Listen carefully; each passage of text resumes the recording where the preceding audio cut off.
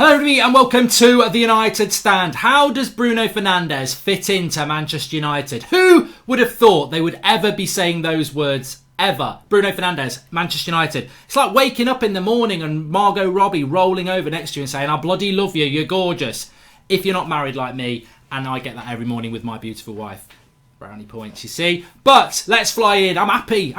Bruno Fernandes is a Manchester United player in the making, whatever. And what would he bring to Manchester United? We're going to be using the Smarter Scout website to look at some comparisons about what sort of player he is. I think that's going to surprise a lot of people. Taking data from the last few Premier League seasons. Who is he most like? We'll take a look at that. Remember, you can use that website. Links in the video description. We'll talk about that in a minute. But let's fly into actual realism. How have Manchester United played this season? How does Bruno Fernandes fit into that? And as you can see on the left-hand side, 4-2-3-1. Now, ignore the fact that we might have injuries. Ignore the fact that Rashford's now injured.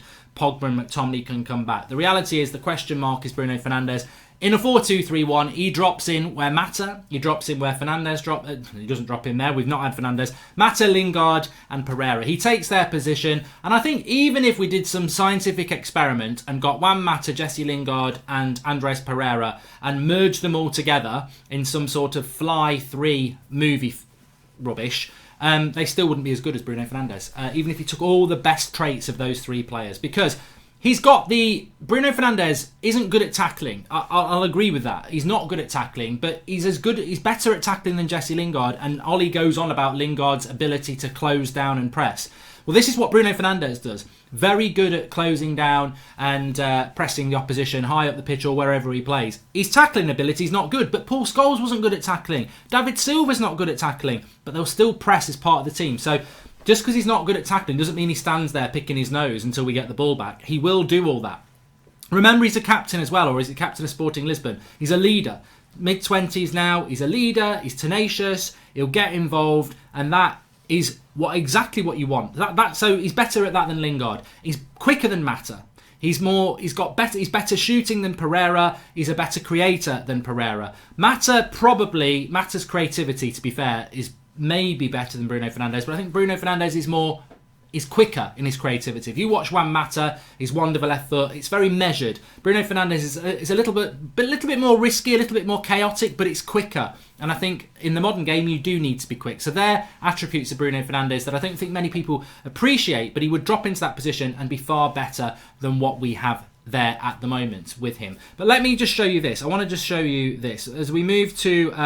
let me just show you this then. So this is his spot. This is off from Smarter Scout. The link is in the video description for that. And as you can see, this is his ratings out of 100 this season and what he could bring to the Premier League. Because I've done this on the benchmark league, being the English league, as you can see in the top left-hand corner there. So with regards to Bruno Fernandes, you'll see there that his attacking output this season is 89, which is very, very high. And it has been quite steady with that over previous seasons. It was 89 last season, in fact. Defending quality 56, up from 48. And his ball retention has gone up from 30 to 42. Which, remember, that was something that Manchester United tried to put out there in the summer as a reason as to why we didn't want him. That maybe his ball retention wasn't so good with regards to taking risks. But it has improved this season.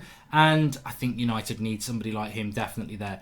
What might be of interest for people as well, as I show you this next slide, comparable players to Bruno Fernandes. And this is taken from Smarter Scout as well. And as you can see, if you look at the spider graph in the middle, Bruno Fernandes is top. His pass towards goal, very good, 83 out of 100. His link-up play is 69. His shooting is 62. And receiving in the box, 67. And he's got a very high attacking output of 89.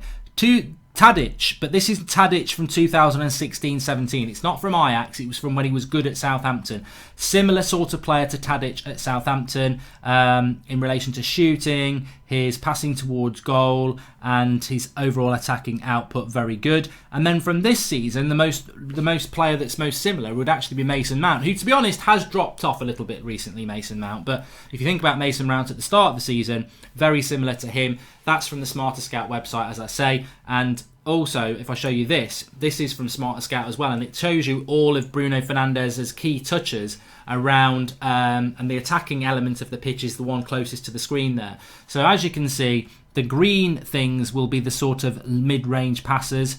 The yellow are the long-range passes. The blue are the short passes. And more important than anything are the whiter colours, which are the shots. And you can see plenty of involvement around that attacking third, and varied from side to side as well, which shows Bruno Fernandes he actually is decent off both foot, which I think is a big bonus, of course. You can use the Smarter Scout website, of course. The link is in the video description. It's free to use on the light version, but if you want to get the premium version where you can look at more more leagues and bring more players into it and more stats, you can use the premium version, which we've got a code for you, which is Smarter2020. You can get that free for a month. But if you just want to go and mess around it on the light version, links in the video description. Very good when you're looking at simmer players and stats and things like that. But what about Bruno Fernandes, and how can Manchester United evolve with Bruno Fernandes? Though this is another formation I think that we could use with him. He is in this formation. It's a diamond, effectively. And the reason I've shown this is because what people might not realise with Bruno Fernandes is that when he's been playing for Sporting Lisbon this season, he's predominantly played in a 4-3-3, and he's predominantly played, well actually I say predominantly, it's about half and half. He's played in two formations. He's played as an attacking midfielder behind the striker, and he's played in a 4-3-3 where he's the right-sided centre midfielder. Now, interestingly enough, his goals and assists in both positions are pretty much the same, so it doesn't really impact on his goals and assists, but it shows that he can play in a number of positions. And as we saw with the 4-2-3-1, he can play in that, that's the current Manchester United formation. He can play in that Mata, Lingard or Pereira role currently. But if United want to evolve with Bruno Fernandes, whether it's this season or next season, and we have seen the diamond a little bit before, he can definitely play in behind a front two of Rashford and Martial. Obviously Rashford's injured, I know, but I'm just saying, hypothetically, ahead of a Fred, Pereira and Matic at the moment. But obviously when Pogba comes back, you could have McTominay, Fred, Pogba, and then Bruno Fernandes as the head of a diamond, and I think that would work quite well as well. And then the other position, of course, is the 4-3-3, which is what he has played a lot of for Sporting Lisbon this season. This is what, if you've been watching them play against Benfica and Braga, this is their last two games, that's what the way he's been playing. Right side of the midfield, currently obviously it would be Matic and Fred, but you could have McTominay and Pogba again, and then the front three ahead of him. It doesn't impact on Bruno Fernandes where he plays, basically. You can play him in the 4-2-3-1 as the attacking midfielder, you can play the head of the diamond, or you can play him in a 4-3-3. And again, going back to Bruno Fernandes, because to some players, to some fans, Bruno Fernandes is going to be very new to you. But to some of us who've watched him, and I'll be honest, I've not seen him play 40 games. I've probably seen him play somewhere between 20 and 30 when you take into Europa League and last season and internationals. But what Bruno Fernandes is capable of doing is playing in a midfield three. We mustn't pretend that we've just bought a number 10 again, like we did with Kagawa, like we did with Mata, and like we did with Mkhitaryan, who actually was probably more of a winger. He's not a winger, he's a midfielder. He can play as an attacking midfielder, but he can also do the job as a box-to-box midfielder. And that's very important when you're looking at Manchester United's options. And also, I mean, look at Paul Pogba. Paul Pogba is basically a box-to-box stroke attacking midfielder who we play quite deep.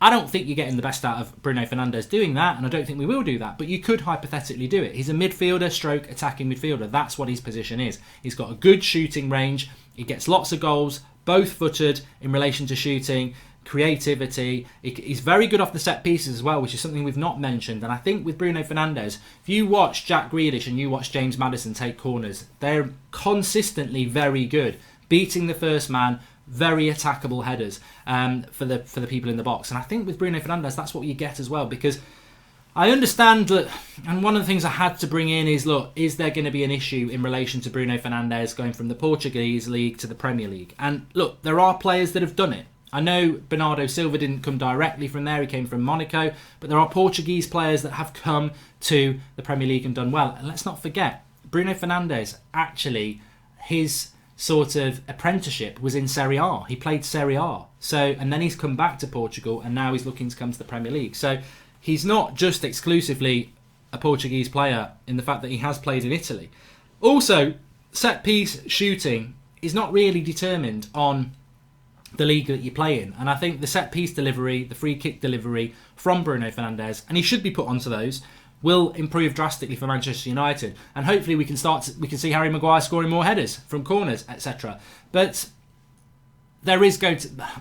I suppose this is the big thing about Bruno Fernandes and how he fits in. How quick will he adapt to the league? I think coming in January, it's a good thing. He's been playing regularly for Porto. There's going to be a big increase in the speed and the quality and consistency of the Premier League compared to the Portuguese League, and that will take some adjustment. And he's going to come into a very, very, very busy season for Manchester United where the pressure's going to be on him from day one. So patience is important, but I've always said I think he'll adjust very, very quickly, because I think if we keep playing the 4-2-3-1, I'm not a big fan of it, but why would Ole Gunnar Solskjaer change that 4-2-3-1 now? Why would you change from this position, this team that you've been playing all season in formation? If he plays like that and he drops Bruno Fernandes into that position, Bruno Fernandes will prosper, because we've basically been playing with 10 men a lot this season anyway. If you think about Pereira in that role against Liverpool, it was like 10 men.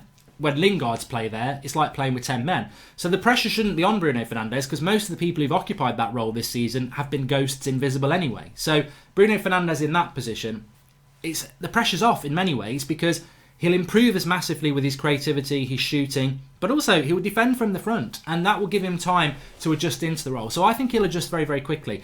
That's if we stick with this, which I think it would be odd of Ole Gunnar Solskjaer in these critical last 3 to 4 months of the season to try a new formation when you've been telling your team to play this way all season. So I think that is how we'll go, and I think Bruno Fernandes just drops in there. Hopefully you get Pogba and McTominay back soon, and look, let's just see how it goes. But I'll start it as I finished. How do you get Bruno Fernandes into a Manchester United team?